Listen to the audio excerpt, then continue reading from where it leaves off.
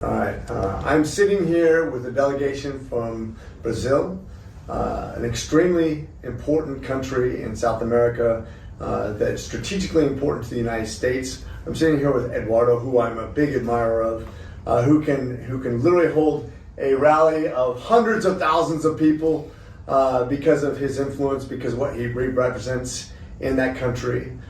Somebody who believes in the people and the power of economy rather than the power of government.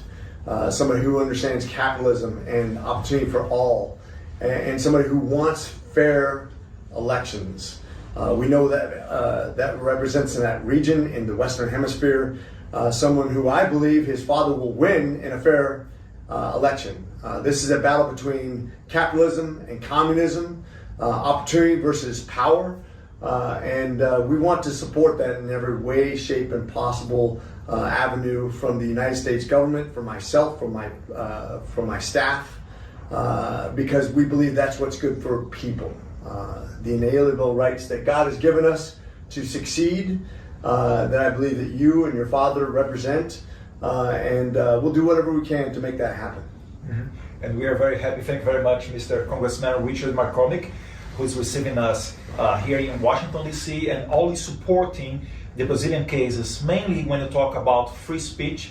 He's together here in a fort with other congressmen working for that, helping us. We were debating and discussing about the news that is coming from the USAID, NED, Atlantic Council, and all of the other cases through where the American taxpayer money was financing the censorship in Brazil. This is just crazy. This is something that you cannot let happen as free speech fighters. And we really do appreciate, Mr. Congressman, all your support and also your staff here. We are really happy with that. And I'm sure that is only the beginning. We are going to be way more time here in the Congress getting reelected through the people's vote in clean and fair election to keep moving forward these flags about the freedom. And I think what's really important to understand here is we're not trying to interfere with elections. Sure. We're not trying to bias elections.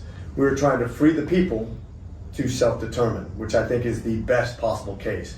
When you have a government that becomes too powerful, that becomes too biased, that wants to invest in their power rather than the power of the people, that's bad for everyone. And we just believe in fair, honest elections like you're talking about, something you have accountability with, and something that I think would benefit people of this entire Western Hemisphere. And I'm excited about the future if Brazil can get to that point where they're not holding back fairness. You saw what happened in America recently when we had the same kind of challenges, the almost identical challenges with President Trump. And you can see when the people who actually got their way, how it can benefit them, and how the president's very popular right now because he's doing what he said he would do. And that's what we want for the people of Brazil. We want the people to be able to participate and have faith that their vote matters and that there's accountability and it's traceable. So that's what we're going to support. I'm going to the end of this short video. Thank you very much again, Congressman. I would like to highlight that Jair Bolsonaro cannot run. Actually, we're going to overturn that because he met ambassadors and did a live streaming in front of everybody, inviting the press, inviting even the president of the electoral court to talk about the electoral process in Brazil, who Bolsonaro was criticizing for over the last 15 years. So the same thing that happened here with Trump happened with Bolsonaro in Brazil.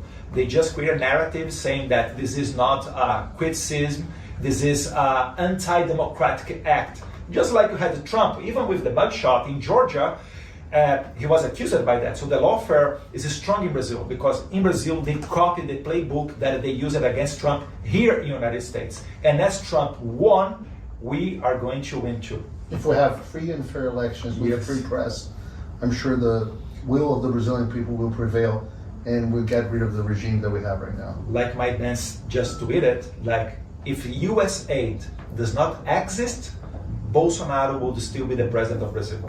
Thank you, Congressman. Freedom and justice. Thank you.